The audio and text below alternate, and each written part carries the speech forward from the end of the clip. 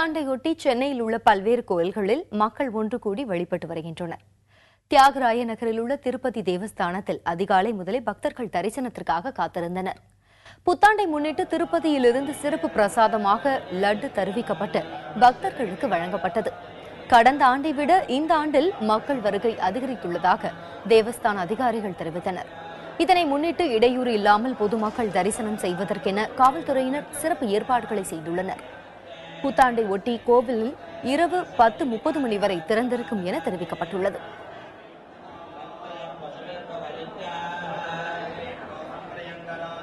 பக்தர்களுக்கு வேண்டிய ஏற்பாடு காலையில் 2:30 மணிலேருந்து தரிசனம் ஆரம்பிச்சாச்சு. அதுக்கு தகுந்த மாதிரி ஏற்பாடெல்லாம் கியூ சிஸ்டம், அப்புறம் யார் வந்தாலும் ஒரு 20 மினிட்ஸ் 25 மினிட்ஸ் தான் maximum waiting period for Darshan. அது இல்லாத அவங்களுக்கு திருமலையில் இந்த சின்ன லட்டு பிரசாதம், குங்குமம், மஞ்சள், அப்புறம் ரிலீஜியஸ் புக்ஸ், ஒரு போட்டோஸ் அதெல்லாம் கொடுக்குறாங்க. சென்னையில் புத்தாண்டு கொண்டாட்டத்தின் போது 70க்கும் மேற்பட்ட சாலை விபத்தில் 6 பேர் உயிரிழந்துள்ளனர்.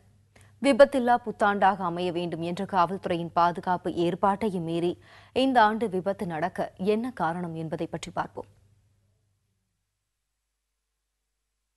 சென்னை சைதாப்பேட்டையைச் சேர்ந்தவர் பொறியியல் மாணவர் ராம்பிரசாத். இவர் புத்தாண்டு கொண்டாடுவதற்காக நேற்றிரவு தனது நண்பருடன் இருசக்கர வாகனத்தில் பெசன்ட் நகர் நோக்கி சென்று கொண்டிருந்தார்.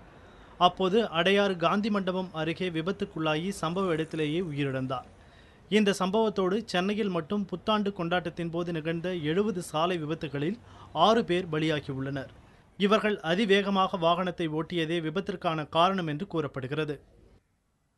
புத்தாண்டு கொண்டாட்டத்திற்காக சென்னையில் காவல்துறையினர் செய்த பாதுகாப்பு ஏற்பாடுகளை பார்ப்போம். புத்தாண்டையொட்டி சென்னை முழுவதும் 18,000 போலீசார் பாதுகாப்பு பணியில் ஈடுபட்டனர். ECR, OMR, GST சாலை போன்ற முக்கிய சாலைகளில் தடுப்புகள் அமைக்கப்பட்டு 120 சோதனை மையங்கள் ஏற்படுத்தப்பட்டிருந்தன. 60 இடங்களில் ஆம்புலன்ஸுகள் தயார் நிலையில் நிறுத்தி வைக்கப்பட்டிருந்தன. மது போதையில் வாகனம் ஓட்டியது மற்றும் வேகமாக வாகனம் ஓட்டியது தொடர்பாக 60 இருசக்கர வாகனங்கள் பறிமுதல் செய்யப்பட்டுள்ளன. விபத்தில் உயிரிழந்த அனைவரும் 17 முதல் 30 வயதுடைய இளைஞர்கள் என்பது தெரிய வந்துள்ளது. மற்றவர்களை கவருவதற்காக சாகசங்கள் செய்யும் போது இதுபோன்ற விபத்துகள் ஏற்படுவதாக கூறுகிறார் ஓய்வு பெற்ற காவல்துறை அதிகாரி.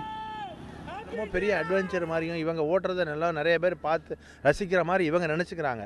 பட் யாரும் அதை ரசிக்கலை, எல்லாரும் பார்த்து அருவருப்பு அடைகிறாங்கிறது அவங்களுக்கு தெரியறதில்ல. அந்த முக்கியமாக இந்த ஏஜ் குரூப்பில் இருக்கிறவங்க இதை ஒரு ஹீரோயிசம் மாதிரியும் இது ஒரு த்ரில்லிங்காக நினச்சிக்கிட்டு செஞ்சுட்டு வாழ்க்கையை இழந்துடுறாங்க. 2012ஆம் ஆண்டில் சென்னையில் நிகழ்ந்த ஒட்டுமொத்த விபத்துகளில் 1448 பேர் உயிரிழந்துள்ளனர் என்றும் இது 2013ஆம் ஆண்டில் 1266ஆக குறைந்துள்ளது என்றும் காவல்துறை தரப்பில் தெரிவிக்கப்பட்டுள்ளது. காவல்துறையினர் கட்டுப்பாடுகள் விதித்தாலும் அறிவுரைகளை வழங்கினாலும் அவற்றை முறையாக பின்பற்றி ஒழுக்கத்தோடும் சுய கட்டுப்பாட்டோடும் நடந்தால் என்றுமில்லை ஆபத்து.